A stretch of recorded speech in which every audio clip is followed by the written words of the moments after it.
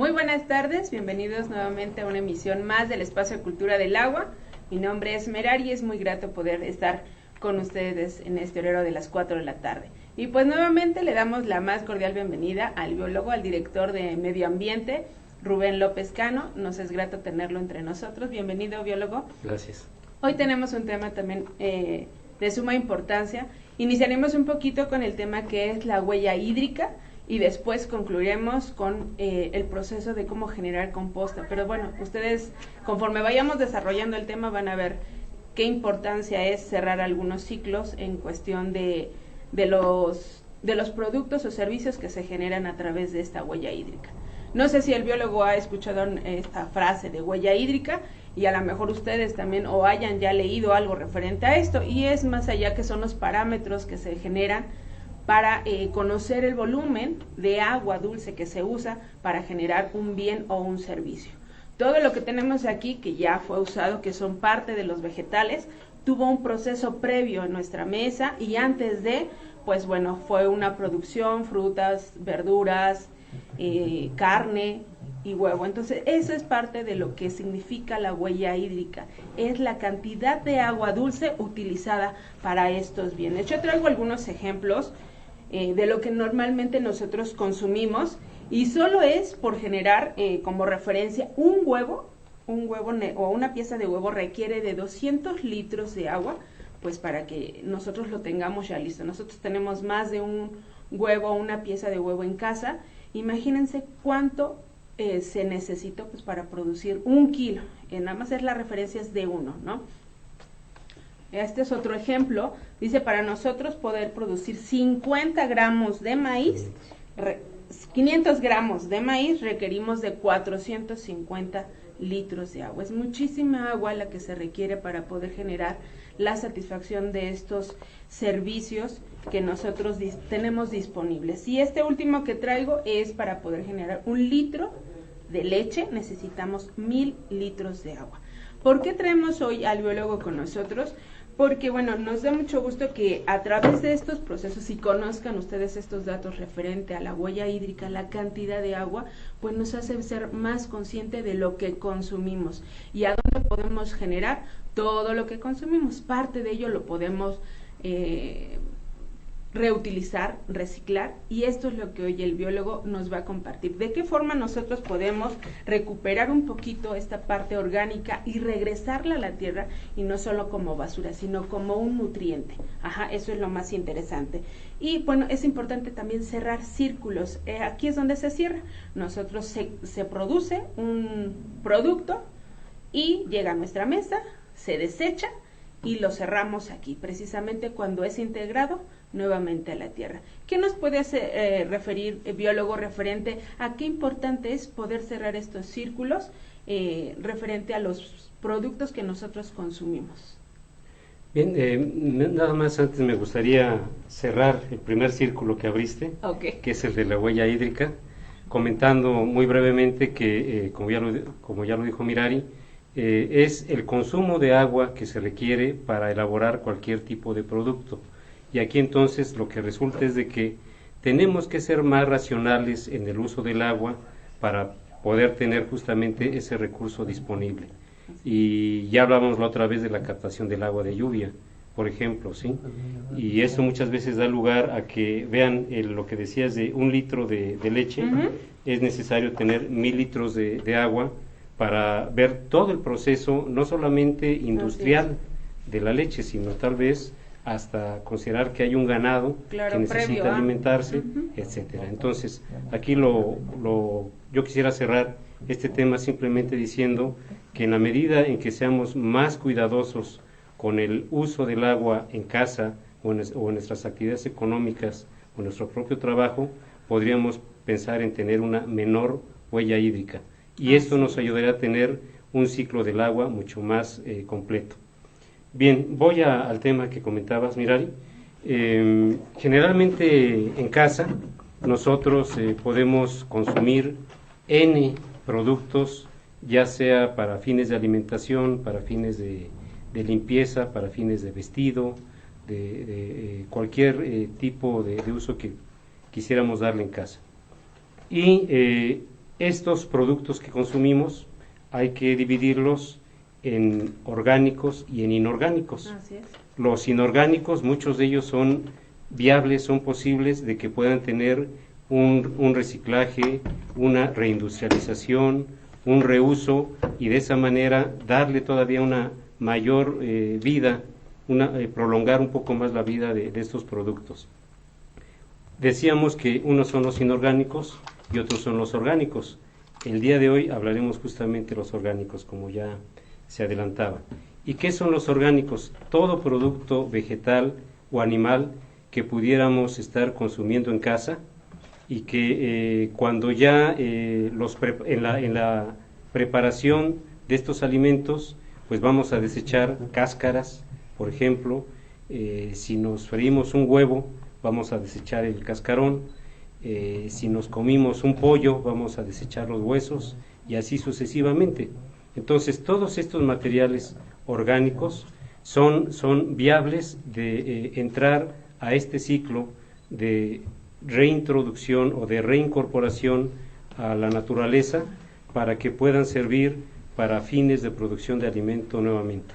Y ahí está justamente la importancia de hacer estos ciclos perfectos, en donde en lugar de que en casa no separemos los residuos y que los juntemos todos en una sola bolsa, y con esto los jugos que liberan las verduras o cualquier material vegetal pudiera contaminar a los materiales que son viables de reciclarse o de industrializarse, los tuviéramos separados y de esta manera hacer un proceso con los industrializados y otro proceso con los orgánicos.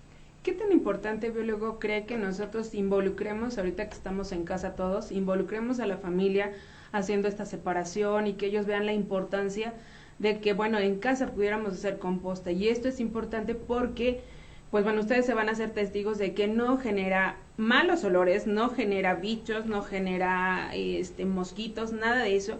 Y entonces es adecuado que la familia la involucremos. ¿Usted está de acuerdo en esa parte, que los involucremos o no? El tema de la basura no es para ellos.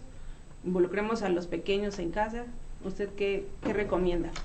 No, definitivamente, así como recientemente, y esto haciendo alusión a los sismos que llegan a darse en nuestro país, y en donde nos hablan, en el caso de Protección Civil, de que tiene que armarse un plan familiar de protección civil para que el papá, la mamá y los hijos sepan en su momento qué tienen que hacer ante un sismo, por ejemplo. Aquí es exactamente lo mismo. Lo primero es que tiene que haber una concientización integral, completa, de toda la familia, para que justamente teniendo un conocimiento general, por supuesto, los niños principalmente, aunque esto muchas veces ya lo llevan en la escuela, es indispensable que tengamos un punto de partida común entre los integrantes de la familia para que todos estén sensibles, para que todos estén conscientes de que la actuación que tengan en su casa es lo que va a dar los mejores resultados. Si en una familia de 4, uno de ellos no lleva a cabo los acuerdos que se tomen en casa para hacer una adecuada separación, para, como dice el doctor Isaías de la Rosa, antes hablábamos de 3 R's, ahora ya hay gente que habla de 10 o de 12 R's, por ejemplo, ¿no?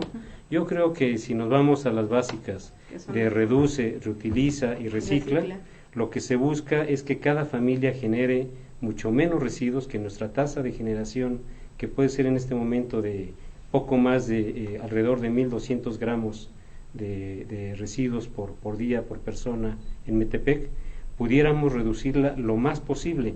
Y siento yo que si justamente a nivel de familia aplicamos este esquema, seguramente vamos a tener mejores resultados. Bueno, ¿por qué no pasamos, biólogo, a la parte ya práctica para que las personas que nos están acompañando, pues bueno, vean el proceso? Esto ya tiene pues mucho más tiempo, pero sí es importante que veamos paso a paso, y en casa ellos es súper fácil y hacemos una aportación increíble a nuestro medio ambiente, ¿no? Entonces, sí, le doy nuevamente la palabra para que iniciemos. ¿Cuál sería el proceso adecuado de hacerlo ya en casa? Bien, pensemos que en casa a veces los espacios son reducidos y eso no es pretexto para que la gente que pueda vivir en un departamento diga, yo no tengo espacio para hacer la composta y por eso ni separo los residuos y mucho menos voy a pensar en compostear. Por eso aquí trajimos un modelo que justamente puede aplicarse. ¿Soy yo? ¿No es el modelo? Sí, ¿no? Puede aplicar, sí, claro, puede aplicarse a casa, ¿no? Entonces, vamos a empezar, ahora sí que es el ABC, paso a paso, para que nos vayan siguiendo, por favor, y de esta manera todo quede totalmente claro. Bueno, lo que hacemos en casa, precisamente, es en la cocina. ¿Por qué en la cocina? Porque es donde justamente se empiezan a generar los residuos cuando uno prepara los alimentos, ¿sí? Ahora, ¿qué es cuáles son los cuidados que hay que tener? Tenemos que tener, como ven ustedes, un bote, no le hagan mucho caso a la marca, es lo de menos, un bote simplemente que tenga una tapa hermética y que nos permita depositar en este bote los residuos que vamos generando en el desayuno, en la comida o en la cena. Esto es prácticamente de un día. Esto es de una mañana. Ok. Esto es de una mañana. Voy a vaciarlo en esta pequeña charola, como ven ustedes, de unicel. Estamos reutilizando un material para que no se vaya a la basura.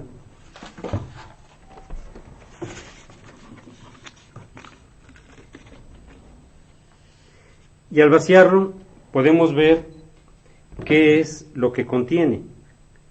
Cáscaras de plátano, cascarones de huevo, el filtro del café, con todo y el mismo café. Tenemos cáscaras de limones. Aquí pueden ver hasta qué tan sano come uno, ¿no? Y no nos invitó, biólogos. Mango, no nos invité al desayuno. Kiwi también, muy buena esta fruta. En fin, todos se caracterizan por ser vegetales orgánicos como tal y en este caso con una alta cantidad de agua. Recordemos que algo muy importante, ya que hablamos de huella hídrica, es que aquí viene agua precisamente. Esto es parte de esa huella hídrica que ya comentamos hace un momento y créanme que los vegetales tienen una alta proporción de agua. A veces puede ser el 60, el 70%, hasta el 90%. En la sandía, por ejemplo, eso es muy jugosa y prácticamente fuera de su cáscara tiene una alta proporción de agua. Estos materiales que vemos aquí son los que desechamos en casa, en la cocina. Cotidiana. ¿Sí? Ahora, ¿qué pasa si esto lo dejamos en una bolsa de plástico sin más? Empieza a darse a los pocos días, a las pocas horas, un proceso de hidrólisis. ¿Qué es la hidrólisis? Es el rompimiento de las células liberando agua. Ahora, esta no es un agua insabora, incolora y demás. Es un agua con muchos azúcares. Y estos azúcares empiezan a crear una fermentación. Si lo tenemos en condiciones de poco oxígeno, se llama esto una fermentación anaerobia, y es cuando muchas veces en casa las señoras se pueden quejar de que huele feo en la cocina porque huele muy desagradable, huele a podrido, ¿sí? ¿Qué tenemos que hacer ahí entonces? No dejar que este material se empiece a pudrir en condiciones anaerobias. Y entonces, ¿qué tenemos que hacer? Nuestro botecito, que ya decíamos que es lo estaríamos vaciando en una cubeta que ya no está en la cocina, sino puede estar abajo del lavadero. Creo que todos en casa tenemos un lavadero y justamente abajo del lavadero puede estar un bote como un bote de 19-20 litros, al cual le ponemos una base, no sé si aquí la máquina lo capte, le ponemos una base de tierra, de composta seca, que va a tener el ancho de un puño. Este es el volumen ideal de tierra seca, de composta, que le tenemos que echar a este bote, ¿sí? Un puño que es más o menos casi unos 10 centímetros. ¿Cuál es el objeto de esto? Es que esto sirva como una esponja y que capte todos esos líquidos que estarían fluyendo por la descomposición de los desechos vegetales, ¿sí? Entonces, cada que se llene nuestro bote, que además es algo muy importante, el bote tiene que estar siempre cerrado. Si nosotros no lo cerramos, los azúcares y demás van a estar llamando a las moscas, ¿sí? Y entonces se nos va a hacer un hervidero de moscas. Ojo, si eso pasa, si hay un hervidero de moscas, es porque no tuvimos el cuidado, no tuvimos el control de poder haber sellado nuestro bote.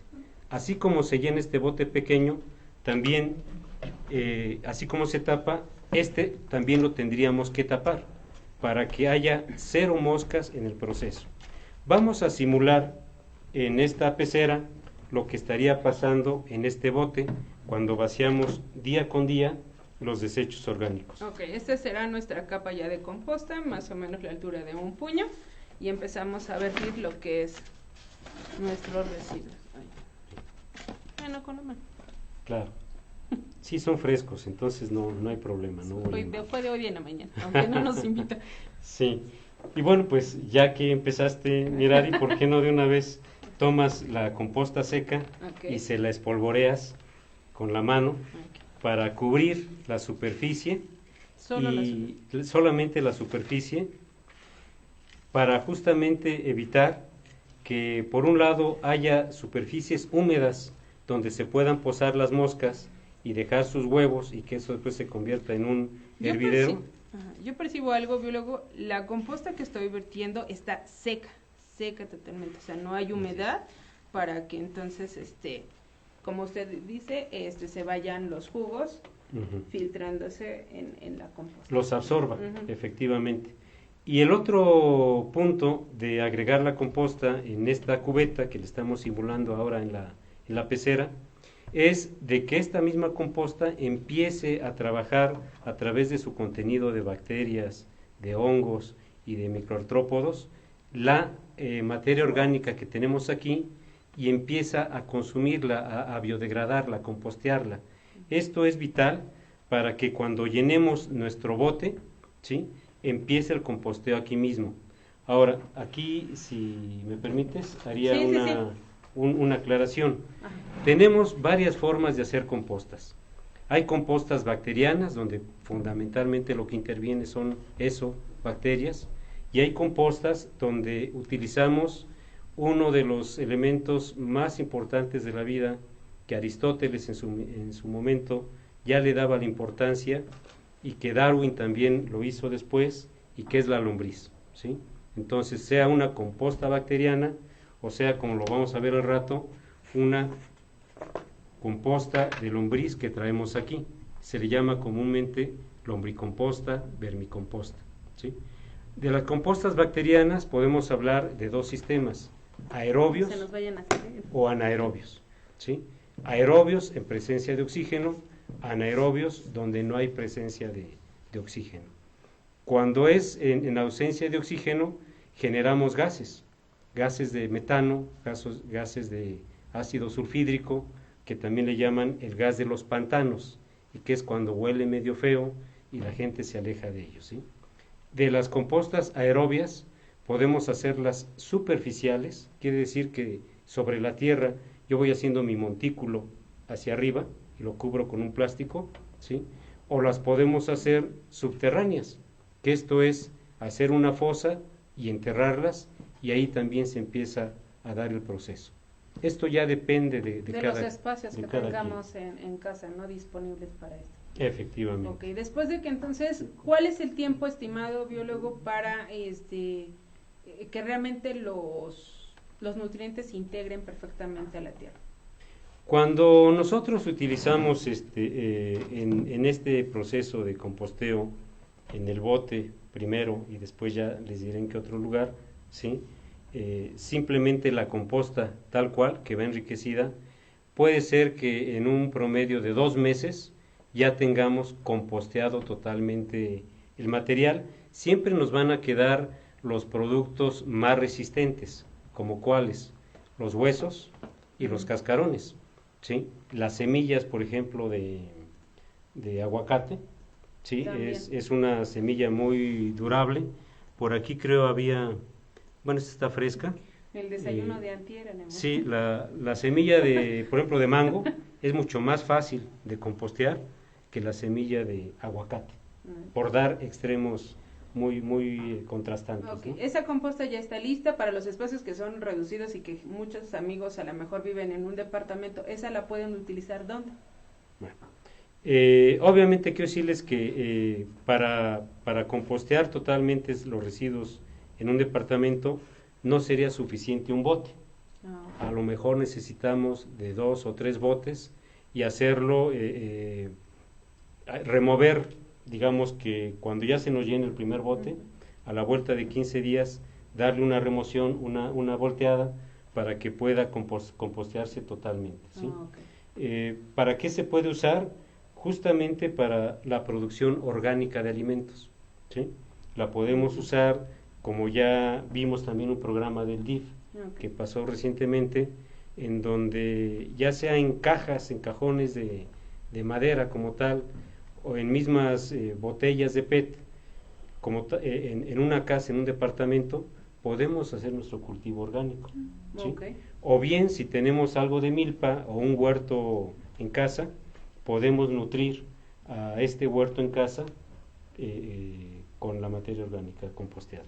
Yo creo que a muchas personas, abuelitos y atrás, no tenían a lo mejor el conocimiento que ahora ya tiene usted, biólogo, pero parte de ellos, parte de su educación ambiental era toda esa parte de basura, normalmente la vertían previamente, preparando la tierra para generar un cultivo, ¿no? Yo creo que ellos, sin tener ya los conocimientos que no dudo que tiene usted, pues muchas personas de abuelitos hacia atrás, pues hacían esta parte. Nosotros hemos sido ya, las generaciones más recientes, hemos sido muy descuidadas con este tema de la basura, y pues esperamos que a través de estos espacios, retomemos en casa el poder reducir la cantidad de basura que generamos, reutilizando, generando composta, y pues esperemos que esto los inquiete un poquito, biólogo, allá en casita, y ahorita que están todavía estamos por resguardados, y pues nos siga motivando a hacer algo en pro de la naturaleza. La propia naturaleza nos da mucho, y yo creo que esto que hacemos es un granito de arena. Sí, yo quisiera comentar que muchas veces en realidad hay un conocimiento ancestral, antiguo, que se nos olvidó en el camino. Dar un ejemplo, dar un ejemplo como sería el caso del antiguo Valle de México. En 1321, que llegan los aztecas a este sitio, ya existían algunos reinos en el Valle de México. Y en el caso de los Xochimilcas, por ejemplo, cómo crecieron los Xochimilcas en su poderío en el Valle de México a través de la construcción de chinampas. Y las chinampas no era otra cosa más que la acumulación del lodo, del cieno, del fondo de la laguna, afianzado a través de las raíces de los ahuejotes, o lo que le llaman ahora el ciprés italiano, y sobre estas chinampas, que eran grandes camellones de tierra, con este lodo que decíamos, en realidad era materia orgánica. Claro. ¿Sí? Muy nutrido. Y ahí podían tener hasta 4 ciclos de cultivo de hortalizas de ciclo corto, por supuesto. Las excretas que se producían en la Gran Tenochtitlan, por ejemplo, eran sacadas en barcazas y se composteaban en Cuautitlán, y justamente hacían lo que estamos haciendo nosotros. Yo siento que fundamentalmente lo que estamos hablando es, por un lado, de recuperar esa memoria histórica, de recuperar ese conocimiento ancestral que nuestros antecesores nos dieron, y por supuesto tratar de actualizarlo, por supuesto, con tecnologías, con métodos, con microorganismos, etcétera, pero fundamentalmente no es otra cosa más que recrear lo que hace la naturaleza en un ciclo mucho más corto, mucho más intensivo, definitivamente. Bueno, ¿qué le parece, biólogo, si pasamos a la parte al siguiente paso, que es donde está la estrella? La parte mágica de diría el biólogo, de este show. Entonces, hasta me froto las manos. Bueno, sí. Pues mire, sí, efectivamente, decíamos hace rato que bien pudiéramos hablar de las compostas bacterianas, aerobias o anaerobias, y hablar de otro proceso que es la composta producida a través de la lombriz, vermicomposta o lombricomposta. Bueno, pues esto es un cultivo que también tenemos en casa y que hace unos minutos lo extrajimos de nuestro banco para poder mostrarlo a ustedes. ¿Sí? Y bueno, lo que voy a hacer aquí es extender, si la máquina se puede acercar un poco, hacer la cámara un acercamiento. Aquí se puede ver las lombrices. Quiere decir que esta no es una lombriz de tierra convencional. Esta es un cultivo que traemos desde 1990 aproximadamente. Uy, no, pues ya. Sí, es es la lombriz roja californiana. Sí, y si ven ustedes, voy a tomar una de ellas. Sí, no sé qué tanto se puede acercar la cámara, pero estos animales, para empezar, son hermafroditas. En su primer tercio tienen el segmento donde se encuentra el clitelo, y esto es donde alberga los dos órganos sexuales, masculino y femenino. Pero estas lombrices no se pueden autofecundar, requieren de que sean dos, ¿sí? Se entrelazan la lombriz A con la lombriz B, se invierten los segmentos de reproducción, y mientras una inyecta su esperma en un receptáculo, la otra hace justamente lo mismo. Cuando ya se terminan de cruzar, cada lombriz se va por su lado y empiezan... Todos hacen eso. Todos hacen eso. Sí. Bueno, entonces empieza con la fertilización el desarrollo de huevos. Cuando la lombriz deposita los huevos, son unas estructuras de apenas 2 milímetros de diámetro, parecidos a una pera, y además son de color verde. Conforme van madurando los huevos, van tornando a un color café, rojizo, y finalmente eclosionan. De ese rompimiento pueden salir de 8 a 12 pequeñas lombrices que parecen hilos blancos de lo delgado que son. Así, cuando usamos el hilo para limpiarnos los dientes, pues más delgados todavía que lo que es ese hilo, ¿sí? Pero si nosotros no tenemos ese tipo de lombrices, biólogo, o sea... Pues las compran. Ah, sí, ¿cómo sacamos de la tierrita entonces? La lombriz de la tierra, la lombriz común, hace exactamente lo mismo, nada más que estas lombrices especiales llegan a consumir, según la literatura, hasta el 60% de su peso por día. Entonces, si nosotros pudiéramos decir, pesamos 70 kilos, sería 7 por 6, 42 kilos de comida que podríamos estar ingiriendo, ¿verdad? Entonces, no lo hace cualquiera. Por eso es tan importante este cultivo de lombrices, vean ustedes, ¿sí? Aquí están, para que justamente en ese término de tiempo, que también va muy relacionado con el tiempo bacteriano. ¿Son 2 a 1 a 2 meses? No, de 2 a 3 meses, ¿sí? Pudieran digerir o terminar de digerir lo que está acá, y llegar finalmente a lo que es una composta madura. ¿Cuál es la composta madura? La que ya prácticamente desapareció todos los vegetales, y como decía hace un momento, se quedan los materiales más perdurables, los más duros, como son los huesos o como son los cascarones de huevos, ¿sí? Este es el proceso entonces de producción de composta a partir de lombriz. Y la lombriz nos genera varios subproductos. De hecho, uno de ellos es la propia lombriz. La lombriz podemos consumirla.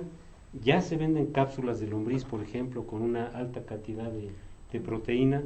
Se usa en la repostería de hace mucho tiempo también la harina de lombriz. ¿Ya la comió? Yo no, todavía no. ¿Sí? Pero a lo que voy es de que inclusive para la pesca es muy importante las lombrices, ¿sí? Es decir, que con esto abrimos una gama muy amplia de aprovechamiento directo o indirecto de la propia lombriz o de los subproductos que genera entre ellos la composta como veremos, o el licor de composta, ¿no? Okay. Bueno, entonces pasemos, a diferencia de la composta que nosotros usamos, esta era seca y esta requiere de cierta humedad, ¿es correcto? Así es. De hecho la podemos vaciar aquí. Sí. ¿Sí?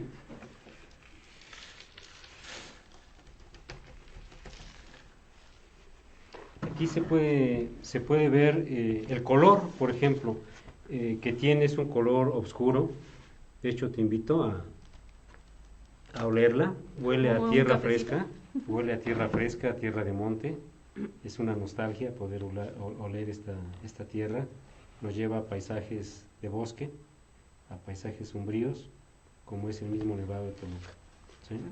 Entonces, esto es un material que está horneado, ¿sí? El material, cuando ya termina de madurar la lombricomposta, son grumos grandes que tenemos que dejar secar, y ya secos los pasamos por un hornero, si lo queremos para un cultivo de alto valor comercial, como pudiera ser la fresa, como pudiera ser los chiles, etcétera.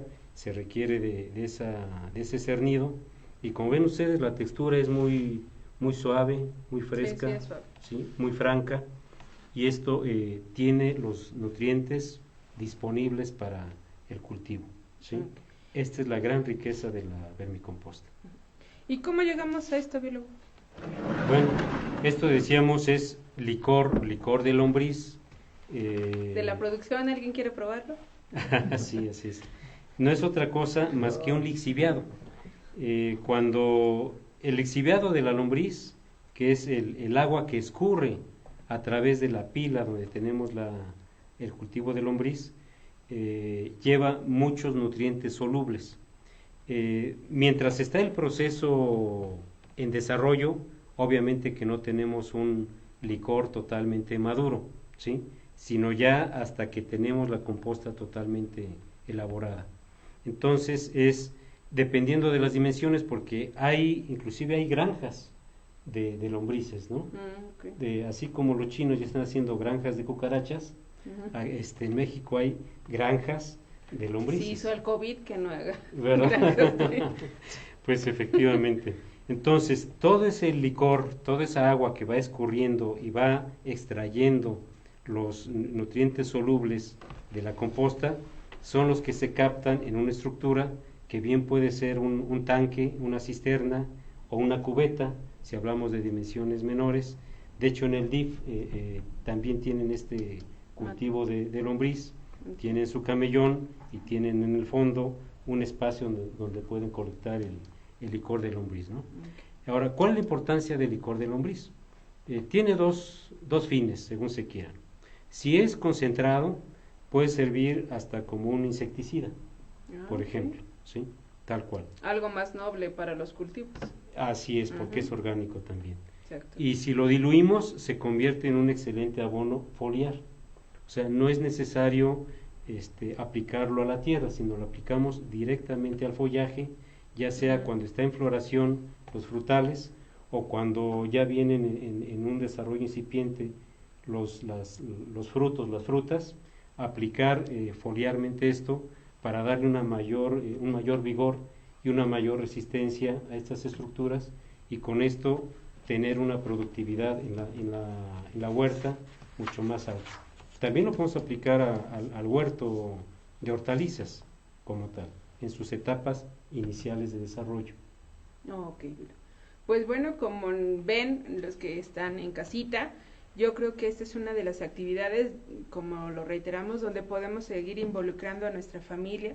Yo creo que es parte de nuestra educación ambiental, biólogo, salvo que usted diga lo contrario, pero creo que es parte de la educación que debemos fomentar desde casa. Algo que me decía el biólogo antes de iniciar la actividad, me dice, todo lo que fomentemos en casa hay que tener sumo cuidado, porque todos tenemos que tener como que la misma idea, a lo mejor todos de diferente enfoque, pero el hecho de que nosotros nos hagamos conscientes del uso que le damos al agua, el uso que le damos, el cómo generamos la basura y generar lo menos posible, pues bueno, ya empieza ahí nuestra educación ambiental. ¿Algo más que quiera agregar, mi estimado biólogo? Yo quisiera cerrar, si me permiten, haciendo una reflexión, y esto es una invitación a todos los habitantes de Metepec, en el sentido de que estemos muy conscientes de lo que decíamos al principio. Las estadísticas nos dicen que cada habitante de este municipio genera alrededor de 1.3 kilos de basura de residuos por día. Y en lo general, los residuos orgánicos vienen a ser, según la región, de un 40 a desde un 30 inclusive, desde un 30 con la tesis que hizo Nancy del Tecnológico de Toluca. Hay, según la zona económica o socioeconómica del municipio, es la proporción de la composición de los residuos que genera una familia. Si nos vamos a los extremos, podríamos pensar que desde un 30 a un 50% en promedio pudiera estarse generando de residuos orgánicos. Si simplemente le quitamos ese porcentaje de residuos a los desechos que generamos a diario en casa, quiere decir que por un lado no solamente estaríamos ayudándole a la tierra a tener una mejor riqueza orgánica en nutrientes, sino además estaríamos contribuyendo a que el servicio de limpia del ayuntamiento fuera más eficiente, porque estaría haciendo menos carga de residuos al quedarse en la separación de origen los orgánicos en casa, ¿no? Yo creo que a partir de eso ya no es válido que nuestros vecinos digan, pues como la basura va todo junto. Yo creo que a partir de esto hay una invitación muy muy interesante, que es la separación, al menos si no hacemos compostaje, pero sí hacer la separación. Decir, para cerrar de mi parte, mira, si me permites, que sabemos que en Metepec hay mucha gente que de tiempo atrás, tal vez 20, 25 años atrás, ha hecho esto. Tampoco es nuevo. Sí. Hay grupos ecologistas, ambientalistas, familias aquí en Metepec que durante décadas han hecho esto. Metepec, el ayuntamiento inclusive ya tiene muy claro la ruta para llegar a la separación, pero yo diría que mientras esto se implementa, de cualquier manera en casa, como tú bien lo decías, ya podemos hacerlo, y esos materiales que tienen posibilidad de reciclarse, que son reindustrializables, inclusive armar pequeños clubes, armar pequeños grupos para darle su cauce final hacia por lo menos los espacios que están adquiriendo, que están comprando esos materiales reciclables. Pero lo que sí sería una obligación directa es que lo que generamos en casa de orgánicos, aquellos que tengan un jardín, por ejemplo, justamente pueden enterrar un bote de estos una vez cada mes, por ejemplo. No le quita nada a su jardín, lo va a enriquecer todavía mucho más en nutrientes, lo va a hacer mucho más vigoroso, y sí vamos a evitar que tengamos una carga de orgánicos, que inclusive a veces el camión, cuando hace la compresión, va escurriendo licor en la calle, ¿no? ¿Sí? Todo eso nos podríamos evitar si en casa hacemos la separación, el composteo y en última instancia el enterramiento de los orgánicos. En su momento también hay que pensar que otro desecho en casa, la gente que tiene mascota, son las excretas caninas. Y eso podría ser motivo de otro programa que se está haciendo en Metepec con las excretas caninas. Bueno. Pues ya nos dejó ahí la espinita del biólogo para que nuevamente tengamos la oportunidad de invitarlo por parte del organismo del agua. Y pues bueno, yo creo que muchos, y no es que la mayoría, tenemos alguna mascota y normalmente esos desechos van a la basura o más feamente van al drenaje. Entonces, bueno, pues muchas gracias, biólogo. Me dio mucho gusto poder estar con ustedes. Les mandamos un cordial abrazo. No descuidemos todas las recomendaciones, el lavado de nuestras manos, el uso de gel antibacterial, la distancia que podamos generar entre uno y otro, evitar salir en casa hasta que no cambiemos a un semáforo diferente. Entonces, pues muchas gracias, por nuestra parte es todo. Que tengan muy buena tarde.